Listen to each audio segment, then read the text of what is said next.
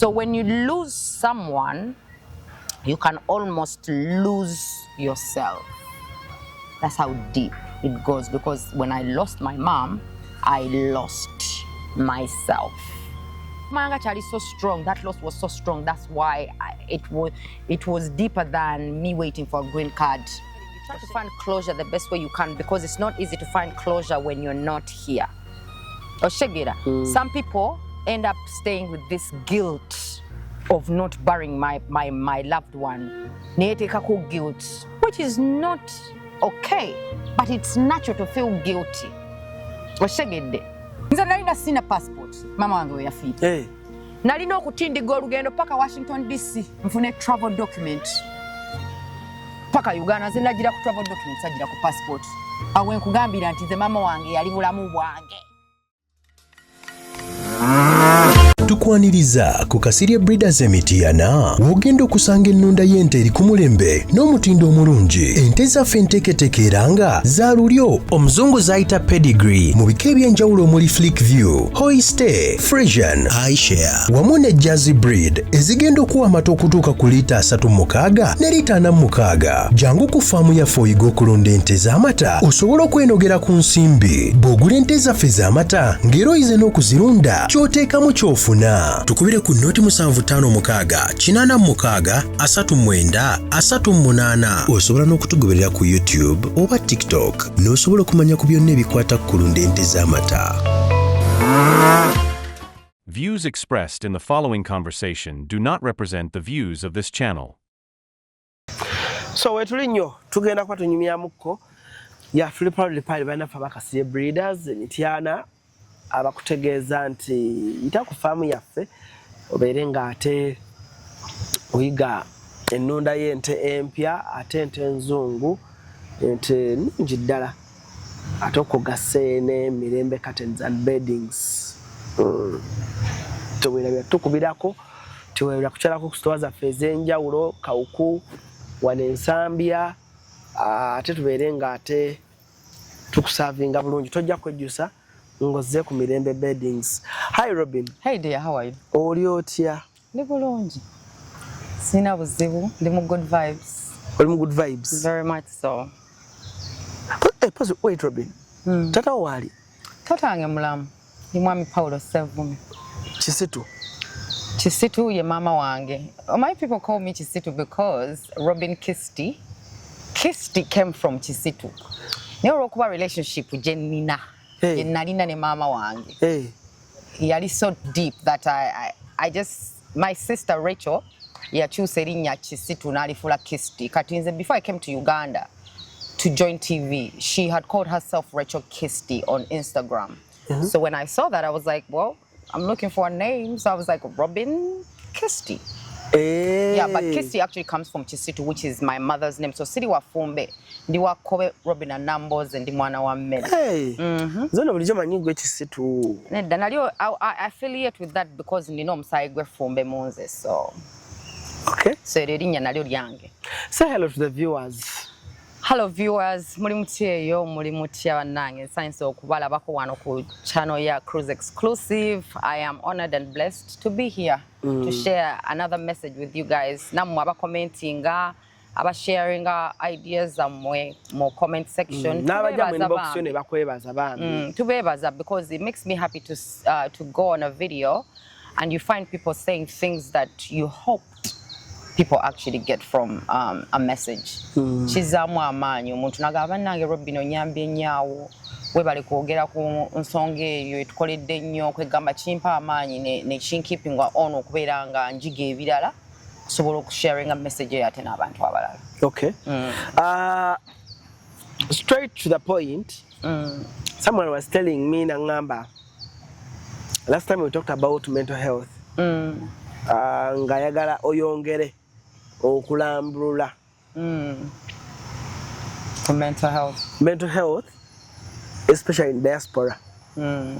Kubanga abantu bawana e Uganda omuntu ali ebulaya bwamugamba nti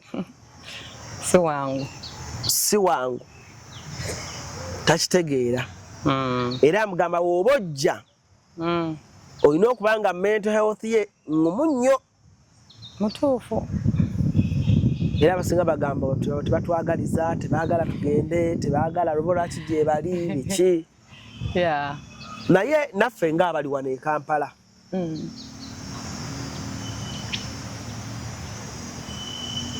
ekigambo mental health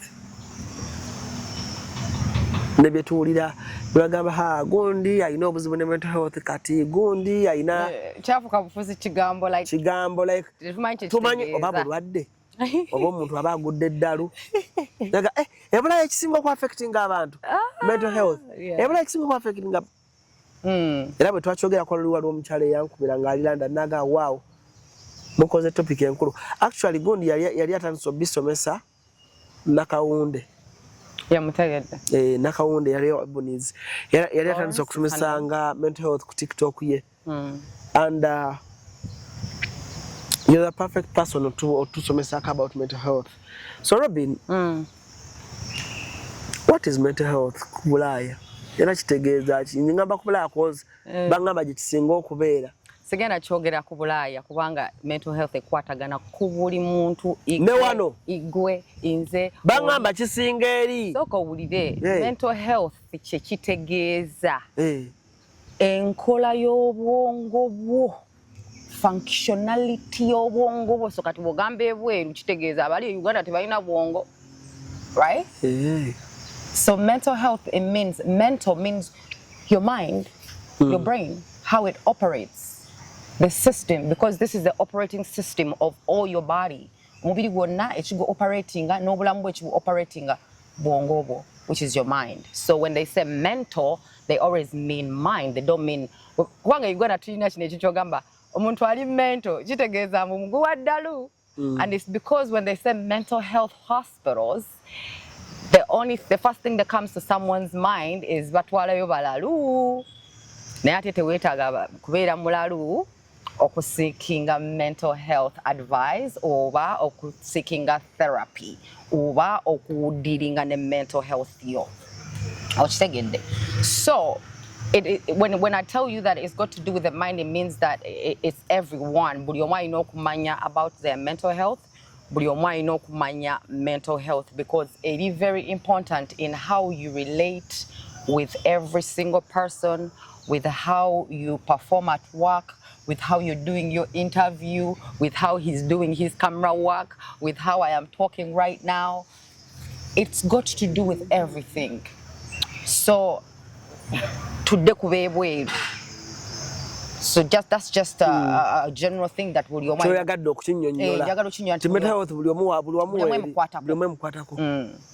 buli omu mental health. So ebweru kati muntu wagamba mental health kitegeeza kati twogere ku bizibu ki ebireeta mental health problems oba what does it look like when someone has a mental health problem. And I'm going to tell you, we all have mental health problems. Chimanyi? Now we're in a mental health problem. Neto chimanyi. Wano wendi. Wano awoli. We're in a mental health problem. Neto chimanyi. Kubanga waliwo ebintu ebiremaganye mu bulamu bwo. Mubadde wano ne Roger nga mwogera ku relationships. Ekisinga okuta relationships, mental health z'abantu. So it's got nothing to do with oba omukazi okubeera omuto oba okubeera omukulu oba okubeera omulungi oba okubeera omunene oba ebbina eddene. No, it's got everything to do with mental health.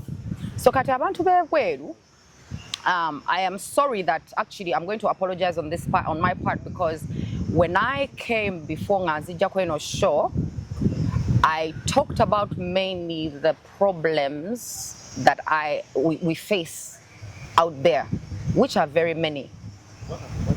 But I was speaking from the point of view, eya mental state yange nga bwe yali nga gyendi.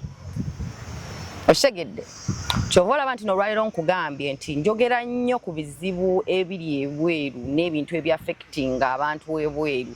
Naye nze ng'omuntu asomesa lwaki mba njogera ku bizibu byokka nina okuleeta niki ne solutions. Because gye weeyongera okumanya gwe ng'omuntu, the more you get to know yourself and get to know the world and how your mind works, especially you start seeing things in a different perspective. Ebintu otandika obitegeera mu ngeri endala. Kati emirundi gyonna gye mbadde nzija ku show eno nga njogera ku bintu by'ebweru, yes, mbadde njogera personal experiences and general experiences of things that happen abroad that a lot of people can relate to. Naye ate era ebyo ebigambo byonnyini mbadde mbyogera according ku mental health yange state nga bwe yali nga ndi mu America oba London oba wonna we nali. Okitegedde? Kyova olaba nti nno omuntu ajja n'akugamba nti nno oyo Robin byayogerako tabitegeera, nze ndi America, ndi London, nenze obulamu bwange buli bulungi, sirina stress, sirina ki. In fact, nze bweru tosobola kunzijjayo, Uganda tonzizaayo, wano wenfiira. Si bakyamu, nabo batuufu. Kubanga mental state gye balimu is of a positive, optimistic, happy mental state. So ndowooza olaba engeri enjawulo omuntu bwe tusobola okubeera ffembi nga tuli mu kifo kyekimu, nze ne feelinga different, naawe no feelinga different, nze ne feelinga bulungi, gwe no feelinga bubi. Olowooza kiva ku ki? Kiva ku mental state ya buli muntu. Kati nze nali mu America, especially America ye yammenya, UK teyammenya kubanga nali mwana muto nga mbeera ne maama wange n'ebizibu saalina bingi, sinnazaala ku baana. So it was actually a good life there. I kept on saying to you, tewammenya kubanga nali mwana. Saalina big mental health issues. Naye sinafuna responsibility y'abaana, sinafuna responsibility ya relationships z'amaanyi, naye nkyali mwana muto nga relationships si kyekikulu. Kwegamba ng'ekizibu kyange in fact kusoma nga kyokka kye njagala okukola. Naye bwe natuuka mu America ne mmala okusoma, ate ne nzirayo nga ndi maama, ne ngenda ne one and a half year old, ne ngenda eyali mu lubuto myezi 6. Kati oyinza kuŋŋamba nti no Robina eyali student ng'asoma edikaabu nga talina wadde omwana, ye Robina y'omu eyaddayo mu America ng'ali lubuto ng'alina omwana ow'omwaka ogumu n'ekitundu. Bw'olaba abantu be bamu. Okitegedde? So every stage of life you go through is a different, you're mentally different. Okitegedde? You're mentally different. Kyova olaba waliwo otuuka n'ogamba mwana nzijukira ebiseera kati I'm going to give an example of me. Bannange nze nali nnyumirwa ekibaala. Nga nnyumirwa kuba ekibaala ne tunywa bbiya ne tunyumirwa ne okitegedde tukuba paka saa 12 oba 10 ez'okumakya. Uganda wano e Uganda nebweru kubanga nebweru nabikola. Naye kati tosobola kunsasula. Osobola okunsasula okutuula mu bbaala, kyekyokka ekisobola okuntwala mu bbaala ssente nga ngenze kukola appearance. In that it would have to be some kind of very special appearance, not to just show up so people can look at me. Okitegedde? So right now tosobola kunsanga mu bbaala. Omwenge bwe mba ngunywedde once in a while ate ne nywa ecupa ya BM, kati nze ecupa ya kirabu emu emmala. In that njagala na kugwejjako kubanga si mulungi for my body. Okitegedde? Kati Robin alowooza kati nze kati si Robin yaliwo 2 years ago actually. And it looks like 2 years is just a short time away. But the Robina that was there 2 years ago is not the Robina that I am now at 40. Okay. Okitegedde? So obwongo buli important because buli mwaka buli kifo kyogendamu, buli myaka gy'otuukamu oba buli muntu gw'obeera naye kikyusa mental state yo. Kati ekizibu ekituuka ku bantu abagenda ebweru, kyova olaba keeping on ng'owulira mental health because nabo bakitegerera eri ti actually waliwo ebizibu bya mental health because nga batuuse. Okitegedde? Because imagine obadde Uganda myaka 28 olya matooke, your favorite food, olya kyoyagala, your favorite when you want, olya matooke n'ekinyeebwa oba matooke n'ennyama nga gwe, that is your food. Era omukazi waba tafumbye nyama ng'ate waleseewo ssente z'ennyama oyinza n'okuyomba, oba leero oyo ezizza kyennyanja mu kinyeebwa okifunye nga bw'oyagala. That's been the norm for 28 years. It's the norm. like choli used to yemmere gyolya matoke kawunga muchere bijanjalo lumonde muwogo oba ne juni emmere Uganda nga bweri omanyidde nti bwozuukuka musana wegukuba ku mubiri gwo n'omubiri gwo gumanyi it's a warm country era guli free because the sun is beautiful, it is life. To all our people in Africa, we're way happier than the people who live abroad because first of all, the environment we live in only attracts you to have a good mood. I cannot sit in this kind of environment. I see trees, I see the sun, akawo kanfuwako nemberera mu bad mood. It only brings a good mood within the soul. Naye ate Bulaya ozuukuka nolaba ebizimbe ebirungi nolaba enguudo ennungi nolaba emmotoka ennungi nolaba ennyumba nga temuli yadde enfuufu n'otambula ku streets nga tonokomawo n'oyingira ne mu nju nga teziddugala. Kati no leka nkubuulire realistically and scientifically teri kifo kireeta depression okusinga ekifo ekitaliimu plants, trees, namusana, namaz. Those are the most depressing places you ever go to. When you go to the UK has one of the highest suicide rates because it's grey. It's grey. Like you wake up and the weather is grey. You're looking at grey. The skies are grey. Everything is grey. Your mood is going to be grey whether you know it or you don't. It is automatic. This is scientifically proven. Bino byankugamba biri scientifically proven nti ne wetugenda mu science lab ne tuteekawo abantu omuntu abadde mu Uganda mu musana n'abadde eri n'okebera obwongo bwabwe okitegedde happiness eriwo okusinga ewooli abeera mu musana alaba emiti alaba empewo because and this is how I'm scientifically actually going to really go deeper into it.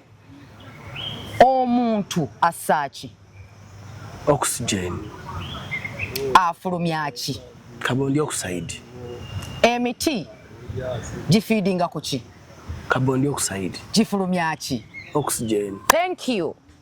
Me and the trees need each other in order to survive. That's just how it works. Omuti gunneetaaga okubeerawo nange neetaaga omuti okubeerawo bulungi. So when you live in an environment where there's no trees, there's no sun, that means you're even deprived of oxygen. Do you know that? Yeah. Because the environment here is mechanical. The environment is full of fossil fuels. You can look at it because you can't see fossils. You can't see it. You can't see air contamination unless you have a microscope or you're seeing through some kind of goggles or whatever. Tosobola kulaba contamination in the environment. The environment abroad is highly chemically contaminated. And that chemical contamination affects your brain and how you function scientifically and health-wise. Simaina wenyiza chikunnyonnyola. Obutabeera na musana. N'okubeera mu nsi z'ebweru. Obudde bwakiddedde environment nkyafu chemically si nti nfuufu. Wano Uganda tulina nfuufu. Mainly nfuufu industries zimeka gwe zoolaba mu Kampala. Wano emakindi we tuli industries zimeka ezifulumya fuels gwe zoolabawo. Kujjako abantu aboota ebisaaniko byabwe. Naye eri first of all technology gyeyongera okuba omungi ne environment okufa. Oshagedde chemicals zeyongera okubeera mu environment n'ebimera okufa. Kyova nti neeri first of all weather teri conducive for miti kubanga ebeera winter I think 3/4 of the year waliyo empewo because summer weather webeerera ng'ebuguma is between June if you're lucky. Depending on what state you're in. Omusana gujja tandika mu June. Ate nga n'ogwa June kakati right now bw'ogenda e Canada omusana gye guli naye wannyogoga. Gwavuddeyo naye gunnyogoga. Oshegedde. So kuwulira omusana guli nga gwo gwotiza ddala gujja tandikira kuviira ddala July paka nga August. June, July.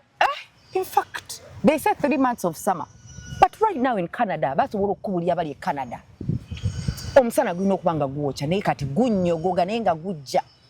Nyinza ofuluma nga toyambadde sweater ne wayitawo nga 3 hours. Ngempewe kufuwa. Their weather is just already not conducive for a human being, especially a black person. A black person was born and is used to being born in the sun. Wazaliwa omubiri gugukonyeddwako musana. It's only scientifically and natural that woyingire eringa wali empewo kigenda kukosa mentally, kigenda kukosa physically. Ate bwoba okoseddwa mentally, kimanyi nti ne physically oli okoseddwa. Abantu tebamanyi nti heartbreak tekukosa mentally kyokka, ekukosa physically nakyo. That's why I'm telling you, mental health tujibusa amaaso naye it is the most important health, because if your mental health is good, your body health will be good. Okitegedde? So kati abantu b'ebweru bwagenda ebweru nga omubiri gwe n'obwongo bwe bumanyidde kintu kimu, then omubiri ne bagujjawo ne bagutwala somewhere else where everything totally changes. Ovudde wano e Uganda. Yeah, ne bwoba weefudde, ne bwe weefuula Superman, you will get mental health issues. Olimba. Muga Katonda kino kyenkubulira nkitegeera kubanga abantu abamu they deny their mental health problems. Because they're in denial about them, they don't want to accept, and that's just natural because the mind operates in ego. When you're in an egotistic, when you are what's the word? Bobango kolera mu ego. You make decisions from the ego mainly.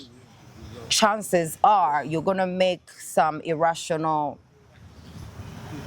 some irrational decisions ezitakona magezi because ogendera ku ego yo kyekugamba. Okitegedde? Sha nze mental health nze nange bwetwe nali I used to say sha nze nsobola okufuna mental health issue nze ndi strong, I'm a strong girl, nze bankuzanga ndi strong. Golowooza lwaki na ending up ndi mukomera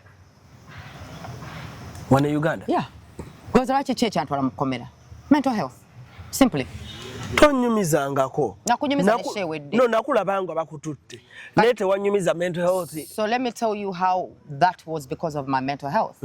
Because I am, first of all, I was going through grief without even knowing that I'm still going through now grief. Oluzungu lungi. Grief, mama wange yafa. Mama wange yafa. Grief bakitabata mu Luganda nze simanyi. Okunyolwa. Ha. Uncle Frank, okunyolwa, yes. Yeah, obukungubaga. Aha. Nali nkyakungubaga mama wange naye nga simanyi nze nga ndowooza nawona. Mami yafa emyaka 5 emabega kigenda wera 6. Nga nze nkungubaga naye nga simanyi nti nkungubaga. Kati nga action zange za busungu, action zange zisinga za snapping, action zange zimu za naku, feeling so sympathetic towards people. Okugeza. So wenkugendera nti ezimu ku actions ensonga lwaki nakuba omukazi w'abandi. Era banango omukazi ansonyiwe, omukyala ansonyiwe gwe nalwanda naye ne mukuba because kati nkuze mbirowoozaamu like my mental health yajatya just yavuma bba wange, simply yavuma bba wange ku simu yange. Yavuma bba wange ng'amuvumira ku simu yange. Kati bwe ngamba bba wange, of course bba wange naye yali disrespected. Nange because of his disrespect nange ne feeling disrespected ne tusalawo tugende tumukube. Mwasituka ne mugenda Abasiru. Ne tugenda tukuba omukazi w'abanje olw'okuba obusungu bwali omanyi abantu b'obusungu ababiri bwe bagatta bajja kwokya ekizimbe kiramba. Kati my husband ayina obusungu bwe, nange nayina obusungu bwe bwange bwe simanyi buli deeply buried. Ate nga nze naturally ndi muntu wa temper. Naye kati ekyo nkisazaamu because I know gye kiri naye now I know how to control it. So now because I didn't know how to control my mental health, I ended up going with my man ne tukuba omukazi w'abandi ne tu ending up mu komera. Ne bawo. Yali upper prison nze nga ndi wano ku bakazi e Luzira. So kati ekintu omukazi oyo kye yakola just okuvuma obuvumi bba wange ku simu wadde yali atuvuma from before. Not provoking naye omusiru takusiriwaza. Kati wadde yatuprovoking n'aleetera obusungu bwaffe okweyongera okwambuka. If we were in charge of our mental health n'obusungu bwaffe, just okunvuma kyali tekina kye kinzijjako ne bba wange omuvuma kyali tekina kye kimujjako kubanga oli si mukazi we oli teyali sister wange oli teyali nti yali yandiisa kati omuntu okuvuma obuvumi nti no ako kabbaako tukimanyi kanakuke kakuliisa biki ekyo kikubisa omuntu. Exactly. So that's what shows you that our mental health was not okay. Twali tulina obusungu nga tulina kyetugrieving oba whatever deep inside kyetutamanyi kyekyatu driving ne tuteekawo kino nti omukazi yatuvumye ne tuteekawo nti omukazi yatuvumye naye ng'ate tulina demons zaffe ne battles zaffe endala emabega ezitulese ku busungu okutuuka ku kkuba omukazi. Nkulaba jojja. Oshagedde. Nkulaba jojja. Nti n'omuntu yennyini gw'oba oyomba naye ajja kwogera ekintu ekikutriggeringa because ayagala reaction from you. That's why they say when you give someone when you don't give someone a reaction oba omugjeeko amaanyi. Omuntu wakugamba gwe Alan kalabe konna kasiiwufu kalinganga n'embwa. Alan. Kina kye kikujjako bw'aba takukubye. Oshagedde. Era nkutunuulira butunuulizi. Naye Alan bw'oba tolina confidence nga naawe olabika obelieve nga kituufu nti oli kasiiwufu oli kasiru buladi ojja kuyomba ojja vuma omuntu oyo n'okulwana ojja getting off because deep inside you kind of feel like you look that way. Oshagedde. But because you don't feel like you look that way kyovala nti no tekirina kye kiyinza kujjako kubanga gwe okimanyi nti oli kasiru okimanyi nti oli kasiiwufu okimanyi mu mutima gwe oli weefiiringa kati omuntu n'akugamba nti nooli omuntu najja nangamba Robin oli mubi banange nfa bufinseko because ne bwe nandibadde mubi mu mutima ogwange munda nze asingayo obulungi so kati omuntu okunvuma obubi n'obukadde tekirina kye kiyinza kunzijjako because ate okukaddiwa kinsanyusa nnyo kubanga kitegeeza I've made it to 40 which means I'm making it to more years. I'm still healthy. I'm 40 and I'm looking like this. So when somebody comes and tells me, oli mukadde, thank God ndi mukadde kubanga kitegeeza emyaka jijja with wisdom. And that is a fact. The way I think now at 40 is not how I thought at 38. So being 40 is a privilege to me. And being old is a privilege to me. Yet, before, it used to make me mad. Because deep inside I didn't want to agree that okuze. Deep inside I didn't know the reason why I used to be mad when people say oli kakadde is because I was literally taking it as akakadde kemmanyika nakakota kota. Nenge ekituufu ndi mukulu siri mukadde naye ndi mukulu. Ndi mukazi mukulu. Omukadde yakota kota. Naye ate omukadde era tekitegeeza kota kota omukadde ku muntu omukulu omuganda ategeera kitegeeza omukadde ayina wisdom omukadde w'ekkanisa. Oshegedde ekyo abakadde b'ekkanisa be baba abakyala abakulu oba abaami abakulu abalina wisdom nti n'omuntu ajja kujja. So omukadde can mean different things depending on who is saying it and who is receiving it. So at the time I was receiving it at 38, it was a bad thing to me. It was an insult. But now at 40, wow. It's a privilege. Means God is showing me signs nti ngenda kuwangala olaba ntuuse kugina emyaka kati gwe bonvuma omukadde nze nkuvuma eki singa ofa nga tonnatuuka kujange. Oshegedde bwemba if I'm to reciprocate that abuse, if I took it as an abuse or an insult, bwemba wakukiza nkugamba nyizo okuga nze ndi mukadde ne kankusabire naawe otuuke kujange because obutagituukako ejange ate kiba kibi kitegeeza ofudde mangu. Mind, eh? So before you say certain things, use your mind because everything is got to do with the mind. Everything, the way we relate to everything, the way I respond to everyone, the way because the way I respond to you is not how I'm going to respond to a random man mazega sangawo. Oshegedde. So kati bwe tuddayo ku kintu ky'abeebweru bw'agenda eri ebweru omubiri gwe naturally, scientifically and biologically aba ali totally thrown off the normal settings. Oshegedde. omuntu wategera nti n'omuntu kompyuta oba omuntu alinganga radio oba omuntu alinganga motoka oshegedde terrains for the X whatever jesobola oba TX jesobola okwambuka spacious jesobola okwambuka different terrains oshegedde. So when you get a spacio nogiteka mu terrain TX jevugiramu spacio egenda kufa. Bwokwata emmotoka enyimpi nogiyisa mu kikubo ekirina ebiyinja wansi nga buli woyitawo ebikuba egenda kwonooneka okusinga eya waggulu gy'ovuga nga tekoonebwa wansi. That is exactly your body. When you leave Uganda and you've been getting the sun for 28 years and you're eating organic, natural food for 28 years, then you go abroad to America or UK or wherever you go and you start eating non-organic food, you're not getting the sun, you're not getting enough oxygen, you are going to get sick. Mentally. No, mentally. You're going to get sick. Why do you think banywa nnyo omwenge? Abeera ne chupa ze z'omwenge mu nnyumba wali. Bangamba mbu ku Bulaaya bw'ogendayo. Because bw'ogenda beerayo okuyiga omwenge layisi ne sigala. Yeah, it's inevitable to get depression. Because sigala ku Bulaaya. Sigala namunywako awo nga ninganga 17 awo because of peer pressure. But because nali neeyagala nnyo nga I know I'm a pretty girl, nga mpulira biwunya.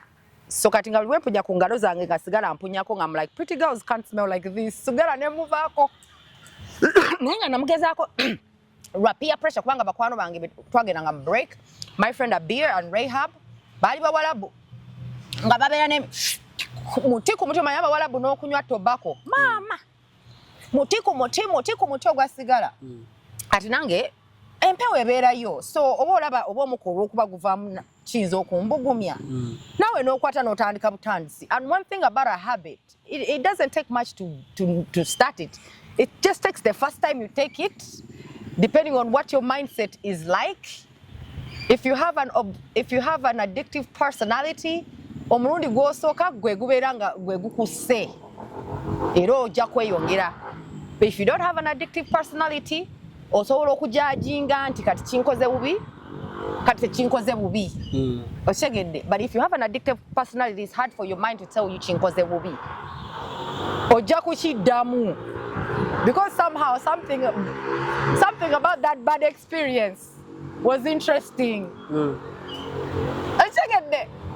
That's what addiction does. So people start off slowly.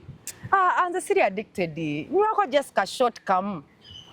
If you have to take that shot every day, you're addicted. Even if it's one shot. If you have to take it every day, you're addicted. If you can pick and choose when to take it, you're not addicted. If you have to depend on it to get happiness or some kind of comfort, you're addicted. I used to tell the people the same about smoking weed. I used to say, the city addicted to weed. The city addicted to weed.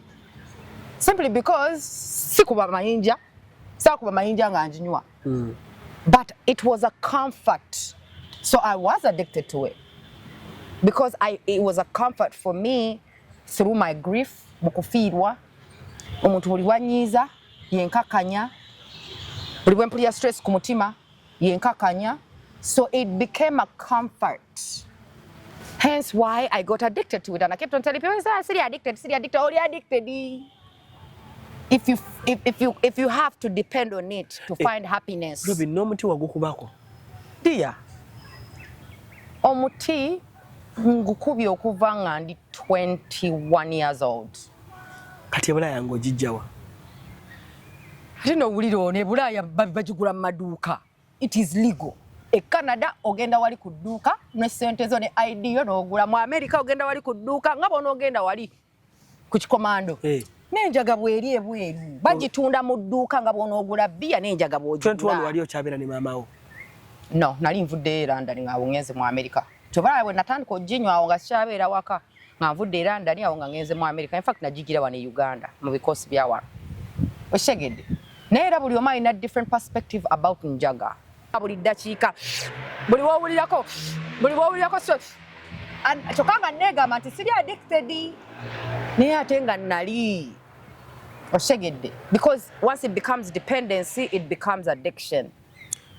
Ekitegeeza bw'ogenda ebulaayi osobola okwekanga nga ebintu ebimu obiyiga because you're looking for a comfort and something to kill the void. And what is a void? Void ebeera ekyo ekintu ekikuli mu mutima ekikuluma, eyinza okubeera pain, eyinza okubeera anger, eyinza okubeera heartbreak. Void kitegeeza waliwo ekintu ekikuli ku mutima kyoyagala kikuveeko kati n'okozesa something to replace that. Abasajja abamu bakozesa sex, oshegedde, abamu bakozesa alcohol, abamu bakozesa gambling, oshegedde, abamu bakozesa different things to kill. People do different things to kill a void, oshegedde.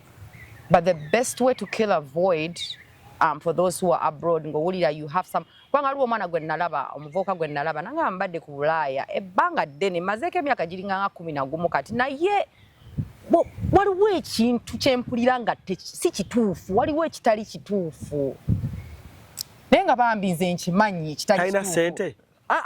Sente azirina, emmotoka agirina, omulimu agulina ne Uganda kati ekizibu ab'ebweru kye basinga okubeera nakyo kiriwo ekiti kyekyo kyentranga ogetinga to nti omubiri gwe guba gumanyidde okubeera mu Uganda bw'ogenda eri ebweru olivinga life y'ebweru ng'olowooza kimu nzirako ddi e Uganda. Okitegedde obwongo buba bukugamba mwana oba tuddako ddi e Uganda oba nzirako ddi e Uganda, which makes your present experience unpleasant. Atodda ddi e Uganda nga wagenda oyagala katabo. Kino kyenkugamba oyagala katabo, those are conveniences that you're trying to get, but it doesn't mean that that's what your heart truly feels or wants. Kyekyo kyenkugamba. Okay. Omubiri gwo ne bw'ogudinaye ng'otya what biologically and scientifically happens to it, it doesn't mean it did not happen. Me denying that I was in depression did not help my depression. It made me go to prison. What's it? So the minute you ignore a situation that you're going through or a heartbreak and you're like, sure, mze kagende, msajja agende, yamanyi. Olw'okuba okozesa ego yo nti nze sigambwako. You hear that? Olw'okuba okozesa ego yo nti sigambwako, you're willing to let a good man go. Oshegedde. Because your ego is what's speaking. It's your mind playing games with you because you think togambwako. Ne waliwo omuntu atagambwako mu nsi muno ne bw'obeera President Museveni. Why do you think President Museveni has advisors? Oshegedde. Buli omu alina okugambwako. But then, so a lot of decisions we make have got a lot to do with our mental health and what we think, what we perceive ourselves as. So that's why, in fact, now this what leads me to go back to the conversation you were having with Roger. Roger interview ya mwebadde egenda bulungi paka bwatuse ku part emulemeredde kubanga abadde akozesa mental health ye ne ego ye to answer your question. N'atandika okugeneralizing ebitalina kubeera generalized. You cannot generalize anything that's got to do with the relationship between two people. You can't. You can only speak according to your experience and the people you have been around. So when a man says, nti ffe abasajja tukolebwa kufuga, tulina okufuga, y'ensonga lwaki alina omuwala nga musinze emyaka 7 kubanga Nambozi wana tasobola kumufuga. Asobola okumuliidinga. You can lead me naye tosobola kunfuga kubanga okufuga n'okuliidinga byanjawulo. Like okuliidinga kitegeeza mukulembeze.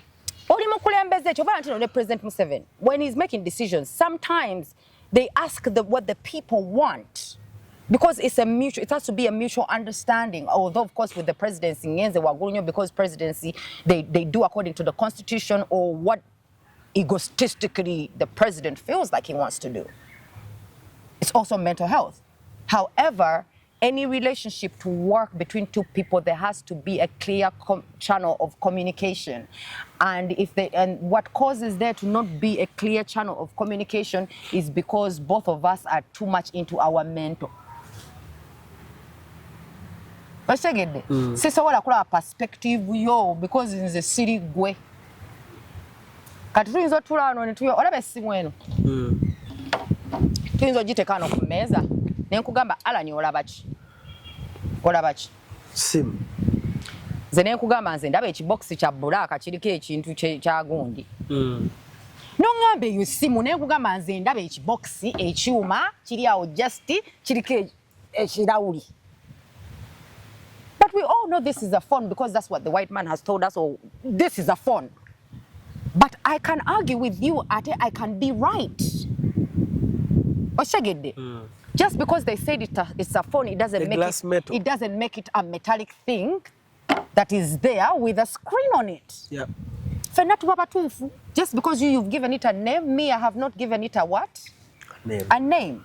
So chovola wantindo entalo zi happening anemunsi because of our mental health and our egos. Ego Putin jalina. Ne ego Xi Jinping owa China jalina. Zanjawulo nnyo chovola n'engeri gye bafugamu ensi zaabwe zanjawulo. Ego wa North Korea jalina oli dictator oli atakkiriza wadde bantu kufuluma mu nsi biki. Kim Jong-un biki.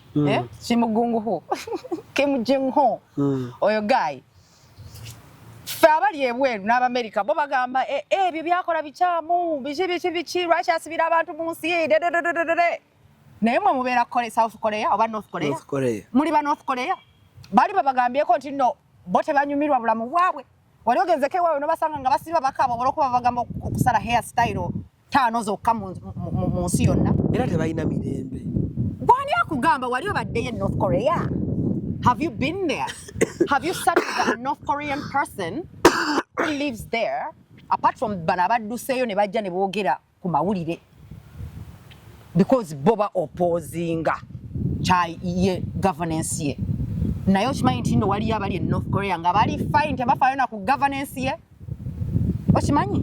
Exactly. This is what I'm trying to tell you that fenna ebintu tubiraba mu ngeri ya njawulo era bw'oba making an argument tunuulira side bbiri eza story tubagamba nti no tosala gwa kawala nga tonnasala gwa kalenzi because buli omu ekintu akiraba ngeri ya njawulo. Okyegedde nze nnyinza okulaba nti zino enviiri zennyambadde ennungi zimalayo oli najja nakugamba laba ebyo byayambadde bi fake hair ayambadde bi fake hair si birungi natural hair yeze zisinga omunyumira oli awanira munne Bulaaya oli naafuna visa n'agenda yagenda otuukayo n'amugamba bwandeeseewe tekitegeeza nti nno oli mukyamu ono mutuufu kitegeeza we have different perspectives era mu relationship gwe Bulaaya akunyumidde oli tamunyumidde oli yazze Kampala agambye kati abantu abamu bangi nnyo abanjajinga olw'okuba nava e Bulaaya n'enzija wano ate nga abasinga era bakyankubira abasinga ba famire yange ate bwe najja Uganda bangamba oli feri oyo ayogera mbula kuba feri ya kukyeri. Yeah, but at the end of the day that is their perspective and they are right according to their understanding, according to where their mind accepts them to understand, according to their comprehension. Era sinza bavuma na bayombesa according ku ngeri gye balabamu etali yange batuufu. Okyegedde gwe nawe wetwalanga wama nawe wetwalanga diaspora feria ulira njagala okubanga nawe otandise okufoolinga off according to them omuntu atalinnya abaddeko ebweru nga yakulira mu Uganda omuntu ali ebweru nga yakulira Uganda ebweru agenzeeyo ali myaka 28 oba 29 oba 3 ejo 25 okyegedde nze nagendayo nga nina 13 okyegedde kati nze yagendayo nga mazeeyo emyaka mbadde okuva myaka 13 kati nina 8 navayo nina 35 mu America wano Uganda mazeeyo 5 kati olowooza nsobola okulowooza kyekimu n'omuntu agenze ebweru nga agenzeeyo ku 28 nga nze nagendayo ku 13 kisoboka kyekyo kyenkugamba nti oyo ye ali mu America agenzeyo ku 28 bw'agamba nti ndi diaspora feria mutuufu according to their comprehension and their understanding and the time they've spent in the diaspora. Oshegedde. Ati ne byakozeeyo. No, it's got nothing kubyakozeeyo. It's got everything to do with what they think about themselves and them thinking that they've made it in life. I don't think going abroad is making it in life. But that I do not think that going abroad is making it in life. Gweva ku biroto by'abantu. Ate oche kugambye era ogambye ulira ogambye va ku biroto by'abantu. Alani soko ulire. Owulidde kyogambye. Va ku biroto by'abantu. Kidde mu Luganda. Okugenda ebweru. Tekitegeeza nti okimakinze mu life. Era si kirumamu. Kubanga ati wulira. Mpulira. Era nkyogera according to my perspective nze yagendayo nga nina emyaka 13. I've lived in 3 different continents. Ntambudde ensi nga maybe 2. Oshegedde bwe mbambaze ntambuddemu ensi nga 2 mu bulamu bwange obutono obwana naye ng'okubeera okuliving. I've lived in 3 continents. I've lived in Europe, I've lived in North America, I've lived in Africa. Kati nze I have a right to say that because I've experienced different continents and different lifestyles. It's not so to me and somebody who kati gwolowooza nti omwana azaliddwa mu America alowooza nti being in America means you've made it in life. Nedda. Thank you very much. You're answering my questions just the way I want you to understand them. Because amaaso gaffe wadde tulina amaaso gafaanagana, amaaso gaffe galaba kyanjawulo nga bwe bagamba nti nno eriiso ly'omukulu awaddugala. Thank you. So it's a general term and people think it's just a term, but it's not just a term. It means eriiso amaaso tulina geegamu naye ffenna tulaba byanjawulo. That's what they call different perspective. My perspective can be different from someone else's perspective. It just doesn't mean that my perspective is wrong and yours is right. And kyekireeta entalo olw'okuba America erowooza Kim Jong-un abantu babayisa bubi abataddeko sanctions biki olw'okuba balowooza Iran eyisa bubi abantu baayo baagala teekawo regime change kyekireese entalo naye America kigikwataganirako wa Iran abantu ba Iran we balivinga okujjako olw'okuba baagala amafuta gaabwe. Oshegedde olw'okuba baagala kubba mafuta kati batulimba mbunno bayisa bubi abantu baabwe kuyisawo kyabwe. Kankuzeema biga katono. Robin munaye kankubuulire Robina. Robina. Omuntu bw'ava wano n'agenda mu America. N'akolayo omwaka gumu oba 2. N'akyusa obulamu bwabwe waabwe. Gw'ate n'omugamba it doesn't mean you've made it in life. Kati kankubuuze wano. Ng'okyali awo. Okimanyi nti ne Bulaaya eriyo abaliyo nga bagenda nga balowooza they've made it in life nga kati bali homeless nga they're in mental health hospitals. Nawulidde n'ezaawe ali mu mental health hospital right now. Kituufu wawulidde buwulizi? Nawulidde buwulizi. Oshegedde omanyi nti wali naye nga kale nwadde nga example because I had it, but gyebali bemanyi nga bannayuganda UK, US nga they've been to mental health hospitals nga guess what, all they do is they're drunkards. They don't work, they're just drunkards because mental health bagenda that they've made it life mental health nebawabya. Yes, that's yereeta ekyo. Thank you kati otandise okutegeera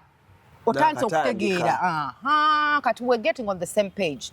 Kati buli muntu atuuka eri. My brother died in California shortly after my mother died.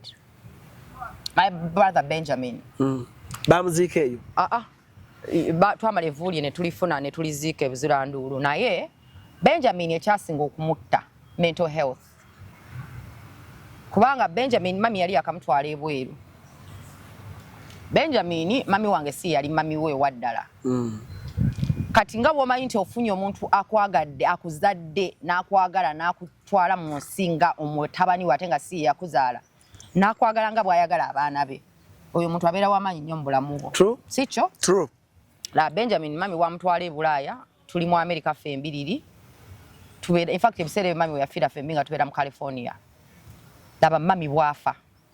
omuntu eyali yakamutwala mu life eyo Benjamin atanze okutereeza life tanze okufixinga life asobola okubeera nga naye is a good boy oba yejjamu omusajja laba maama we yafa maama we bwe yafa omuntu eyamuzaala okitegedde Benji tasobola kuziika mami yakagenda nze nasala omwana n'ebipapula n'emingamba oba sina bipapula oba n'ebipapula nalinnya bulinnya akakantu bye wakola nzaako nakati ya Robin awo nkugambira nti ndowooza zaffe si ze zimu. My mother was more important than the green card.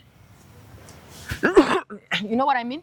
Your mother died. Yeah. Ngoli mu process ya kufuna green card. Yeah, ng'ebipapula gye birinze ne mutabani wange nga tulinze bulinzi batuddemu. No. N'embisa zaamu ne nninnya ennyonyi n'enzija okuzika maama wange. Yeah. It was the best decision I ever made in my life because if I didn't marry my mother paka kati singa nkyagrivinga. Kubanga baganda bange bakyagrivinga bali abataaziika abali e London bakyagrivinga paka kati obulamu bwabwe tebuli okay kubanga tebaziika maama waabwe tebamanyi na waje bamuziika. Balinda mpapula. Tebalinda mpapula bazirina. Bazirina but they just haven't come back. Hey. Oyina haja kuzika maama we. Nze nkubuulira. Mwe muli bazungu. Kati awo kyenkugamba we all have two different perspectives. Engeri gye muntu bali tebaziika nga balina ebipapula. Nze eyali talina bipapula naziika. Tuli banjawulo. Tulowooza byanjawulo, tulaba njawulo. So kati togenderanga ku kintu omuntu kati wala bwe tuddayo ku kya Roger bw'abadde ayogera kufuga abakazi. Naye omwana tukkiriza abalabi. Omwana Robin Kisti ainalo ama Francis gwokola otya. Oli wakati mu mpapula otaddeyo tebannakuddamu. Jukira ebiseera ebisinga bw'ofuluma todda nga tebannakuddamu oba breachings asayina gwokola otya omulabi ali eyo. Nze Robin lwasooka okunnyumizaako akantu nakutya nakuwa respect. Kati awo kyenkuba era nze neebuuza gatsi wazijjawa. Anti awo wenkugambira nti nno wenkugambira nti mentality yange okubeera ebweru it doesn't mean you've made it in life because I went there when I was 13 siina hype ya kubeera bweru in fact saagalayo ebweru njagalayo bantu no sina baana bange kubanga sikyagaliza baana bange wadde n'akamu njagaliza kyenjagala ebweru in fact kyemisingayo mikwano gyange gye nali mmanyi gye nali mbeera nabo bemisinga naye environment ne system sizimisinga I swear to God because ekisinga okuteeka abantu mu depression environment and the system that's what brings depression to them.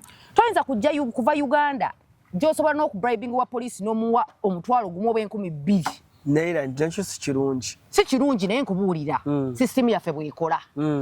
Tosobola kuŋŋamba nti ovudde Uganda gy'osobola okuwa poliisi 2,000 ng'akustopinze oba n'omunyonnyola n'ogenda mu America where owa poliisi bw'akustopinga n'akusangako ekintu kyonna ekitali kituufu either they will cancel your license oba suspend it tewali kuwoza oba fine oba toyina kyosobola kwewozaako era bw'akustopinga ne bw'oba toyina kyokoze omutima gukkubira mu kabina ne bw'oba obadde toyina kyokoze kasola babuno nga katase obeera oli ovuga bwoti ogenda olaba mu rear view ng'obutabutaze ng'obulya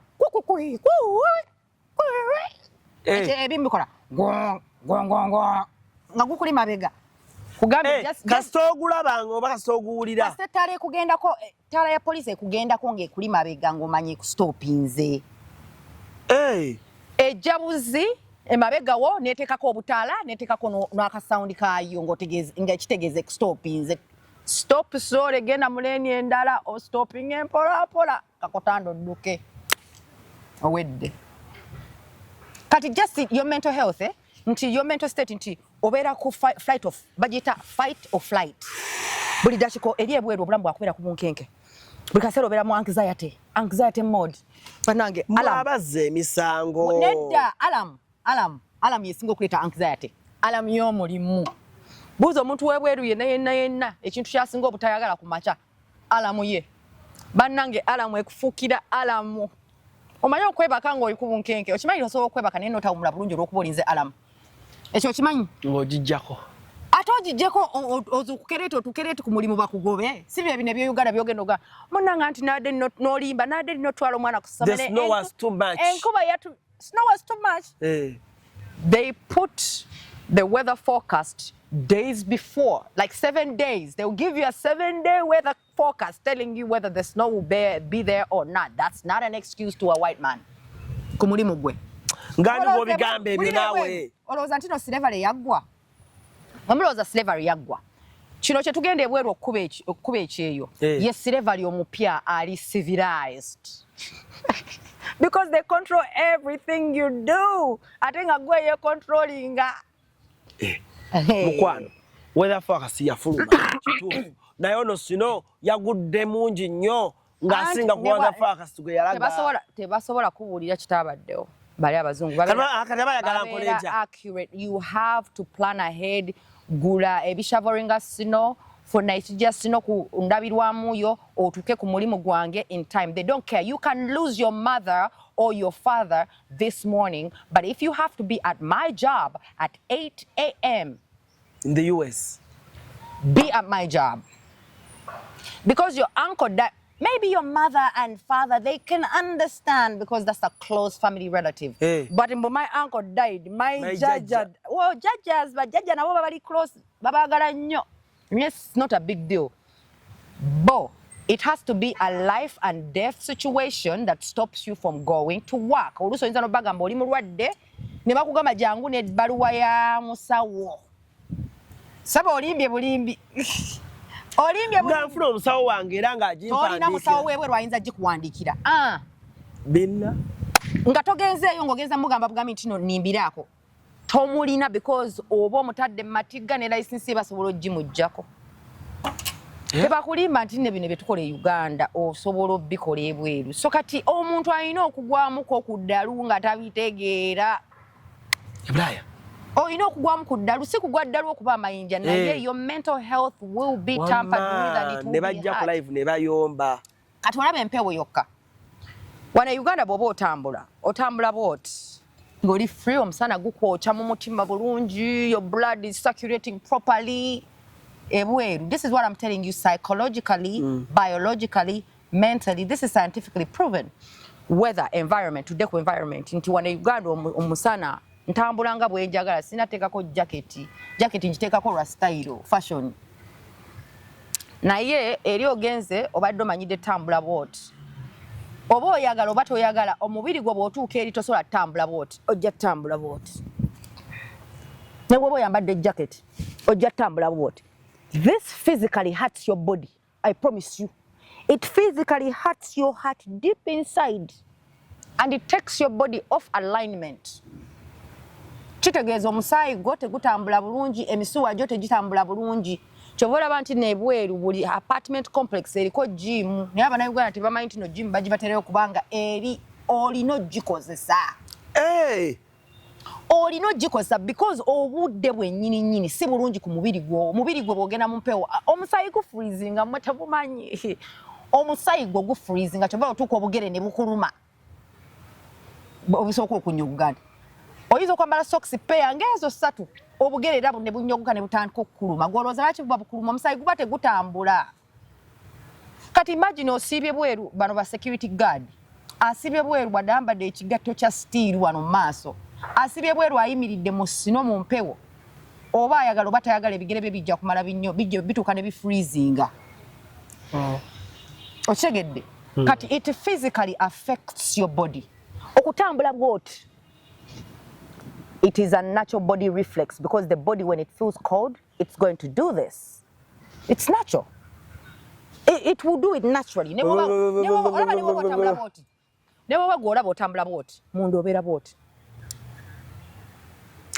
Because it's psychological. Tumulemu katono tukomewo n'ekitundu kyaffe kisembayo ne Robin akyali mu bintu biki ebiyinza okukuleetera okufuna mental health issue. Yo oyinza givaamu otya? Siramu bannange, Tammy's Fashion Hub ebaletedde engoye ennungi ez'omulembe nga za kisiraamu omuli jilibab, habaya, casual dresses, gym wear, office dresses, sako ne veils mu kala n'ebika eby'enjawulo okuli cotton veils, chiffon veils, Turkish ne silk veils. Tammy's Fashion Hub yasazeewo n'okutuusa engoye z'abaana abateezi abasiraamu mu size n'ebika byonna era nga bw'ogula tuzikutuusako wonna w'oli mu ggwanga n'ebweru w'eggwanga. Okumanya ebisingawo tusangibwa ku Ikotoolyo Mall edduuka namba 3 oba otukubire ku noti 787 noti 57 565 ne noti 756 255 553 ye Tammy's Fashion Hub abakutuusako engoye z'abasiraamu ez'omulembe. Tukyeyongerayo Robin, genda maaso, preach it my sister. Yeah, so kati nga tukoncludinga mweno gundi yaffe ey'okubiri, bintu bingi nnyo ebituukayo ku bantu abali ebweru ne bagoinga extremely basically mental health yaabwe ne baleetera ebizibu ebyaddala oba kulwala oba kugenda mental health hospital oba kufuna depression bwe bityo. So you asked me something about mama wo, let's say for example muzadde wo oba omwana wo oba ng'ofiiriddwa omuntu ali very close to you ng'oli bweru ate nga gwe oli bweru ng'ate omuntu afudde ali Uganda ate tolina ngeri yakuvaayo kukola ki kugenda kumuziika. So ekyo kyantuukako nga I think it was 2015 jjajja wange omwami bwe yafa. Jjajja wange omwami yali so close kubanga be bankuza. So ekyo kintu kyantuukako. Wano soko tubuulire. Bw'oba oli Bulaaya n'ofiirwa maama oba ow'Oluganda, one kiki ekiba kikujja mu mutwe era owulira otya then okivaamu otya? So kati ekintu ekyo bwe kikutuukako ng'oli bweru, first of all it will hit you so harder than the people who are here in Uganda. Okitegedde? Because omuntu ali e Uganda at least agenda kuziikako, agenda beerako n'abakaaba, agenda ajja funa consolation mu bantu abaliwo at that moment. Naye omuntu w'ebweru kimukosa nnyo because waliwo ekintu kye bayita closure. Closure kitegeeza okukkiriza nti ekintu kyatuuseewo, tetulina kye tugenda kikolera, tetulina kye tuzza, tugenda katukkirize nti Katonda bw'ati bwe yasazeewo.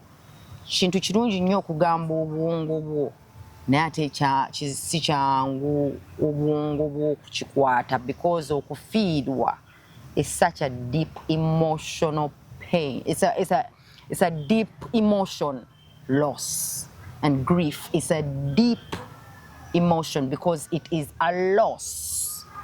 So when you lose someone, you can almost lose yourself. That's how deep it goes, because when I lost my mom, I lost myself. So when that happened, because Okumanga Chali is so strong, that loss was so strong, that's why it was deeper than me waiting for a green card. When you lost your mom, ng'oli Bulaaya, yes. Obulamu bwali butya before nga tannafa? But in fact, why tebugenda na bulungi, mentally I wasn't going through mentally I was going through a rough patch, physically, financially. It was a hard time still. Era nali ebiseera byo nga nakamuvinga California, so life was not great. So already life was not great, and I had even already talked to my plan was already to move back to Uganda, actually, even before mom died. People think mom dying is what brought me back to Uganda, which was not the case. I had already told mom that I'm coming back to Uganda, and she gave me a go ahead. Her dying only made me come back faster, quicker. I know kuja the following year, nga mu June, Nkomawo mu January. So it was just that it fastened things, but that was already my plan. It was already my manifestation to go back to Uganda. So kati nze kyali so deep for me nti nze Nasulawo n'ebipapula bivaako. That's how hurtful it can. That's how painful it can be. Oshegedde nze kyambulaininga n'ebipapula n'ebyesonyiwa. Ningamba mama wange yantwala ebweru kati afudde. Kati ntuule ninde ebipapula ngate yabadde ambeeza nawo ye yampushinga n'okubeera n'ebweru mu America okitegedde kati ate ne memuziika omuntu oya making it possible for me to be here. People saw it the wrong way because they think it's hard to go back. They have a fear of that you can't go back. I don't have that fear. I don't have the fear of going back to America because I don't want to go back, and even if I don't want to go back, I can still go back. I have an American child. Never do America, America. Russia is 18. America. But I don't care about all of that. So kati omuntu yenna abafiiriddwa to the point omuntu afiiriddwa. How do you, it hits you hard. Era abasinga, you have to find a way to deal with it because you can pretend that it hasn't hit you hard. Some people, because they haven't seen, they don't feel the pain that much because some people are just wired that way. Abamu kibakosa nnyo olw'okuba alabye, olw'okuba talabye, abalala ate kibayamba olw'okuba talabye. Again, it all goes back to our mental states. So kati ekintu ekyo kikuhiitinga nnyo. Era bwe kikuhiitinga, you have to find closure in the best way you can. Bobo osobola okukola aka Robin Kisting okakola. Because me that gave me closure. What is kisinziira? Afudde abadde party kimbulamu obwo. Okitegedde. Kati nabisuddewo dda. Kakati nti ekintu ekyo bw'obeera eri nga tosobola, you have to find closure somehow. And how do you find closure? Let's say, for example, it's your mother, it's your father, or it's even harder if that was your child. And if it's your child, bw'aba mwana wange nze blood, nemba sina passport, ngenda nembaga bamupe travel document, ngende sina transport, ngenda ate bizibu webeera Abannayuganda bakusondera. Nze nalina sina passport, mama wange we yafiira. Nalina okutindiga olugendo paka Washington DC nfune travel document. Paka Uganda nze nagira ku travel document sagira ku passport. Awe nkugambira nti nze mama wange yali bulamu bwange. Nga tewali kye bagamba Robin na passport. Ne mwala wange yayita nafuna American passport. Nakola ku passport ya mwala wange ne nninya ne ngende DC basi kuva Boston ne ngenda ne nfuna travel document. Ye bagimuwa. Kyantwalira ati ye mu America na ye yagifunira mu nnaku 2 passport ye. Nze nalina olinnya ntambule ngende Washington DC mtekemu bampe travel document wadde nayo nagifuna kwa olunaku lwennyini ne kyantwalira weeks 2 okwesotinga okuva mu America nzija okuzika mama wange. Mama wange bamuteeka mu firiji weeks ezo. Nga balinda Robina. Nga balinda ffe abaana be. Kubanga bamu bali London. Ng'ate nze ndi mu America ate nga nze nabagamba temumuteekayo nga sinajja. Bali bangamba waliwo abeera London abefumba bangamba nti oba tuleke bana abeera London bagende baziike mami tunabagamba tekisoboka. Wagamba ki? Nabagamba tekisoboka. Era baninda weeks 2. Naye Robina omuntu okufiirwa omuzadde ng'ali mu America kubanga oli ku Bulaaya kirala. Ate kati leka nkubuulire bw'otaziika. First of all, this is what I'm telling you, try to find closure the best way you can because it's not easy to find closure when you're not here. Oshegera. Some people end up staying with this guilt of not burying my loved one. Neetekako guilt, which is not okay, but it's natural to feel guilty. Oshegedde. But okwetekako guilty only makes your current situation horrible and it makes it unlivable because oli afudde aba afudde tolina kyoza nti ekikumaking okufeelinga guilty oba okufeelinga obubi is because mentally you had a position of that person in your heart. Okay. Okitegedde. Okay. So because of the position and the emotion that you have towards that person, it will bring the guilt. But you didn't do nothing wrong for not burying. Because never wandiziise. Omuntu yandikomyewo. Kati akutte ssente $1,500 oba $1,600 n'oziweereza ne bamuziika bulungi asinga. Negwe kituwa kitunuulira. Ati awe nkugamba nze yenze Gwe oli kati nkugamba omuntu njogerera mu perspective y'omuntu atasobola kukola law kusiba law. So now I'm being a therapist. I'm not talking as me who went through that. I'm speaking as a therapist. This is how I can make you feel better about it. You not burying that person did not change anything about them dying, about how they were buried, about anything. They died. Never twandi mutadde butesimu. Abasiramu abafanga bagagga. Bwe babazika ne babateka mu masuka ne bamusindika neri mu kasenge ne bamukuba mu akadongo. Kiba kijeko respect ye name. Because it is part of their culture, it's part of their religion. Achegedde. So, this is where I'm telling you nti omuntu bw'aba afudde oba toyina ky'ozza. So the quicker you deal with it, the better your mental health is going to be. But the reason why we stay in this deep grievance is because of the emotional attachment we had to those people. My mother was my best friend. Tugenda ku nsonga endala. So ensonga endala gy'ogambye onvudde kwona afiiriddwa. Nsonga ki endala? And how they deal with it. That's closure. Find the best closure that you can as possible because toyina ky'ozza. Okay. Ekirala abantu ekizibu kye balina nti they forget to live within the moment. Bafuna depression kubanga alivinga savinga kudda Uganda. Abeere mu America naye nga mu America abeerayo kudda kubeera Uganda. Okitegedde? Omutima guli Uganda. Tosobola kufuna pleasure. Omwoyo guli Uganda. Yengo omubiri guli wa America. Okitegedde kibi nnyo. Abalira mu kaseera katono nnyo. Kati tosobola kunyumirwa America. Kye kyantuukako. Nali sisobola kunyumirwa America ng'ebirowoozo byange eva bibeera Uganda. Ate Abannayuganda bali ebweru kibakola. Okimanyi nti Abannayuganda bali mu America oba ebweru bamanyi ebifa ku Uganda okusinga ffe abalimu.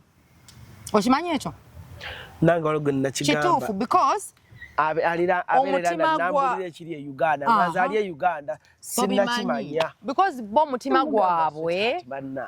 gwabwe guli eno. Naye ate bakola kikyamu. So mental health wise, make sure you are enjoying your time now. Make sure you're spending that money on you now rather than saving it for building your house in Uganda. It's not bad, but you're not God. You're not God. You cannot live the future right now. Can you live the past right now? No. Can you live the future right now? No. Exactly. So try to live in this moment that you have right now. Oli mu America. Ebye Uganda soko biveeko. Nti empewo bwebanga kufuwa nnyo, making sure oyiga ogenda mu gym oyo weather tejja kuleetera depression. Genda mu gym because it is scientifically proven that the more you work out, the more dopamine comes into your body, and dopamine is the happy hormone. It's the hormone that makes you feel good. Okay. So if you work out, you're only enhancing the dopamine within your body. This is scientific. Your brain ina chemicals nayo ziri releasing to make it work well. As a weather ne chemicals bichi it all blocks the energy that you're supposed to emit off. It's supposed to be good energy. Making sure ofuna ekintu ekikusanyusa daily. Ekintu omanyi nti no si kunywa mwenge because that's a habit. Nti okusoma ebita, reading books. If reading books or watching movies makes you feel good, make sure you find that time. If or go to a book club. About watching soccer. Yes, go find a hobby. Start playing soccer. Make yourself occupied. Fune mikwano. Sigamba jine mikwano, ejidi use this, but go to, like, if you go to a book club or a film club, or you go to a library and you meet people where you have shared interests, find a place where you have shared interests with people. It will take you away from a depressed moment and it will light up the mood. So bino ebintu olina bikola physically. Si kutula butuzi mu nnyumba n'ogamba kanenywere wala jika start making you feeling better, because now you're only going deeper into the depression. You're not dealing with the problem. You're only feeding it more. Okay. Okitegedde? Yep. So work out more, oshegedde, and also stop feeling like you're on pressure. Abantu bebweru mwetekako pressure y'amaanyi. Pressure eva kuki? Pressure eva kufa abali e Uganda. Hey.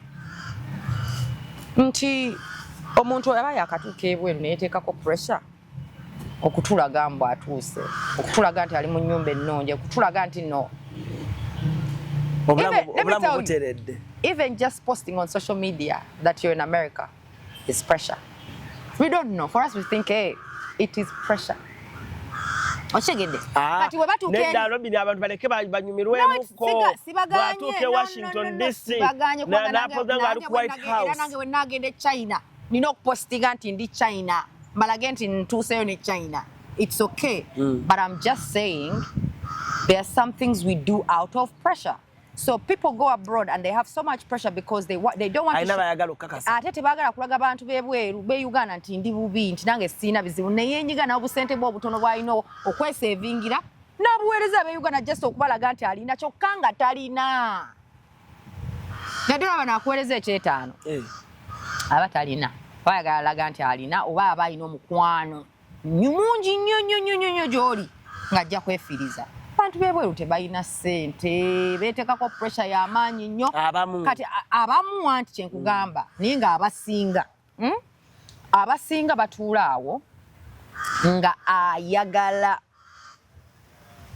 abamu aba ayagala okulabirira family n'okugiwa obulamu obulungi naye era eyo nayo pressure because ye teyafuna bulamu bulungi. Kati neyetekako pressure nti alina okuwa abaana b'obulamu obulungi olw'okuba ye teyafuna bulamu bulungi. N'akola shift day and night n'ateebaka. Ninga yeebaka 2 hours or 3 hours in a day. Abazikira mu buliri. Anti ekyo kyenkugamba kati would you rather die quick trying to make money for your child and put them in Aga Khan and put them through elite high school, or live longer and take your kid to Namagunga? Sure. Oshegedde? Yeah. It's all pressure. Pressure ate nga ffe abagyeteekako nga tetumanyi, but era pressure just because of things that are in our lives that are going on. Nina mama wange ate naddala abayiteekako pressure y'abazadde baabwe. Omuzadde n'akuteekako pressure. Mama wange yandabirira, nange nina omulabirira. Ani yabagamba kati nzimbe ennyumba, nze nsula mu kifulukwa mu America oba mu Ntebe. Nzimbe ennyumba e Uganda gye sigenda beeramu, gye ngenda otuukamu nga ndi mukadde nga n'amaviivi gange gamenyekamenyeka dda sikyasaana walapa madaala. Live your life now. If you get 1,500, pay your bills, but please take yourself out for dinner. Spend about $50 on yourself or $100 or $120 because you made that money. Don't send it all to Uganda because munanga be Uganda gwe n'omwezi ne guggwako toyegulidde ku kagoye kalungi, toyegulidde kagato kalungi because olina pressure y'okuweereza abantu be Uganda ssente. Live now, live. Mbu ngenda kuzimba ennyumba oli no 25, you're 25 or 30, and now you're saving to build a house in Uganda when you're going to be on chair for another 30 years or 20 years, and now you're building a house for who? For what? Onatuka n'okujogisulamu nga tekyali mu style. Ne bw'oba okizimbira maama wo ne taata wo, lwaki tebeezimbira ezaabwe nga balimu eyo time? I'm telling you, but it is not my responsibility to take care of my parents. It is the other way around. Oli mwana Muganda. Oli mwana Muganda naye ate era perspective yange esobola okubeera endala ku y'Omuganda omulala. It is not your obligation as a child to take care of your mother and father. If you're doing that, it only means that they failed trying to take care of you. You know what I mean? They gave up their life, which they shouldn't have done, to take care of you. That's why they're struggling the way they're 60. Yes. Or 80. And they don't even have a house. What were they doing this whole time? Trying to make you happy. When you're there in America now having fun and sending them 50K. Are you crazy? Parents, stop that nonsense. Live your life. Abaana balina life yabwe ey'okulivinga. Buli omu yaŋŋambanga mbo ddayo ebweru olw'abaana naye ng'ekintu ekyo kinsesa manyi lwaki? nze nina emyaka 4 Romero yawezeza 12 Rochero ali 10 they have so many years ahead of them to live nze ngenda mbere mu depression olwokuba njagala Romeo ne Rochero babere mu America gye bagenda okwonoonekera so mare ngugamba nti bo giving up life yesaawa eno olw'okuba olowooza ku bigenda okubeera mu future mukwano siggwe Katonda ate era aba believing na Katonda mukimanyi nti nno Mukama buli mbeera abeerawo mu mbeera n'agikolako nga bwe kisaanidde kubanga kati gwe bw'otuuka eno weetadde ku bunkenke olw'okuba tumanyi nti ogenda kulya nkya waatuuseeyo omanyi baani b'ogenda mu meeting enkya basobola okugulira ekikomando already okitaddewo nti togenda kulya otegedde si ggwe Katonda kyova babbako ssente zammwe oba ne babbako ebintu byammwe because oli so worried about showing them that you're building in Uganda when you live abroad and you live on a couch osula mu couch mu America oli mu kuzimba nnyumba mbu oweereza ssente mu bazimbe ennyumba e Uganda bazibbye balyose Raj because you trusted human being with something called money. Money is power. Esente ne bwesitaba zange nga bukadde bubiri buli mu nsawo yange mbeera n'amaanyi mangi kyava ending up bazibbye because money gives you power that you don't have. Kalo yagala omuntu ali ebula akole kyako ajja wano azimbe bwaddayo. Yes, if bwe kiba kisoboka buli lwojja ku vacation jangu ne sente ezo zo savings oteekeko ettofaali ku nnyumba yo oddeyo. That's the only way you can solve this problem because even your mother, your father, your sister, your son will steal your money and not build your house. So it takes someone who was raised, who cares about you, who loves you. Nze ng'olya zaani, nze namboze. Kati gwe wakolanga otya? Nze nali mperezaani. Mama wange bagambirawo omwana wange talina ssente temumusaba ssente ze nabeera ebweru nga siweereza ssente kubanga nali sizirina kati mpereze ziriwa ze sirina.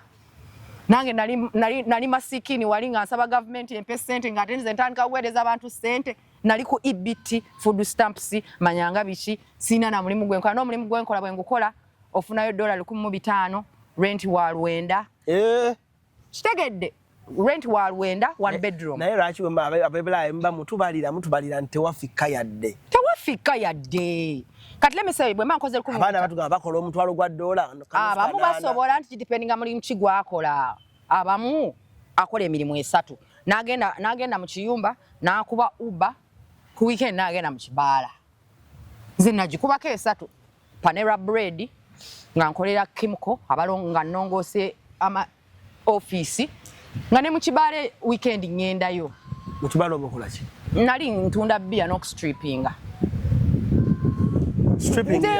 stripping kitegeeza okuzina ku mameza ng'oli mu bikini ng'onyeenya amabina byonna twabikola nze nkubuulira Bulaaya ejja nga musaaga ne Bulaaya so kati nkugambye ekyeyo kati Robin okubye ekyeyo kugamba nti no siina love edda bweru nga because nkubye ekyeyo since I was 16 I've been kuba kyeyo nze natandika okugenda mu Half Course e London nga ndi 16 years old owa e London mu Half what in London nekifo kyoyogedde bakita batya ekiriwa ngambye when I was in London natandika okukuba ekyeyo at 16 years oshegedde badde manyi club gy'obadde so kati ekyeyo like right now bawange yagenze Canada agakunziza ku kyeyo naye nze mbabuulira I'm still contemplating agambo jangu tubere Canada naye olowooza ku Canada empewo era we naba ngenze mumanye love yentutte love y'omusajja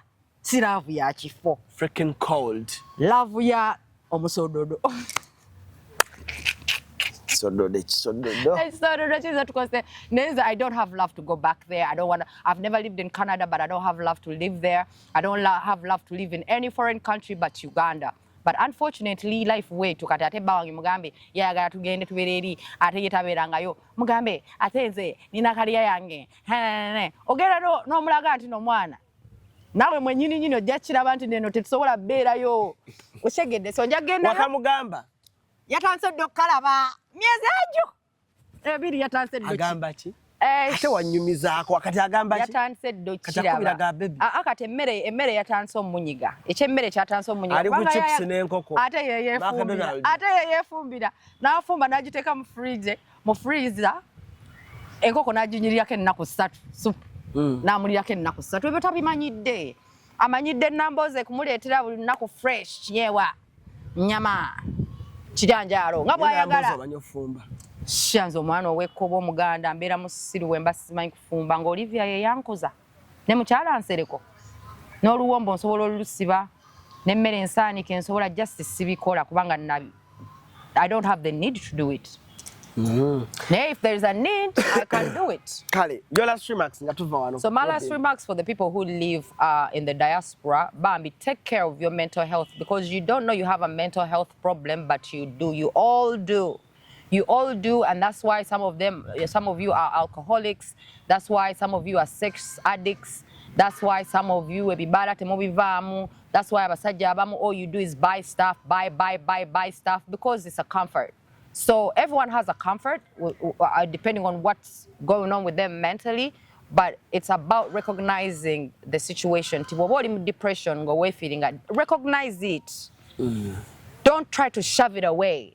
Recognize it and either go see a therapist or find a way okutereza obwongo bwo buno. Nga mbagambe mugende mu gym banange you tell me going to the gym daily only boosts your dopamine. Dopamine is the hormone needed to feel good about yourself, to be happy, to operate on a good normal scale. But then when there's so much stress, it brings what they call cortisol. Cortisol is a stress hormone and it actually affects your body, your oxygen, your blood movement, biona. And the number one cause of diseases is chronic stress. Tetusukawo wano. That has been Robin Kist for you this week. Tumulinde week ejja. Yeah. Ajja kuba akomawo. Tuongere okunyumya. Enamba eri wansawo ye ya Robin Kist. If you want to talk to her. And if you want to talk to me, you can call me on that number. Or if you're looking for some herbal medicine, we have Ras oils and herbal. We sell moringa. We sell cypress, kakomera. Abaina ulcers, sukari, high blood pressure, skin problems, anti-aging, gut health. Twine dagala. So kubabukubi ku number 0744 046 613. Oboso lokweleza WhatsApp. Kale. May love meets betrayal and passion meets revenge. Get ready for Vows and Vendetta, a Kabadi, the latest masterpiece from the Ebonies. Will love survive or will vengeance tear it apart? Catch the grand red carpet premiere on Friday, 22nd of May, and the second explosive show on ED Day, Wednesday, 27th of May, 2026. All happening at Theatre La Bonita, starting at 7 p.m. Ordinary 30K, VIP 40K. Starring Marijan Hussein, Lynette Zain, and Dr. Samagonja. Featuring Dr. Bossa and Fauzia Nachiboneka, alongside the legendary Ebony's cast. Drama, betrayal, and secrets exposed. Don't miss Vows and Vendetta, a Kabadi. Be there or hear about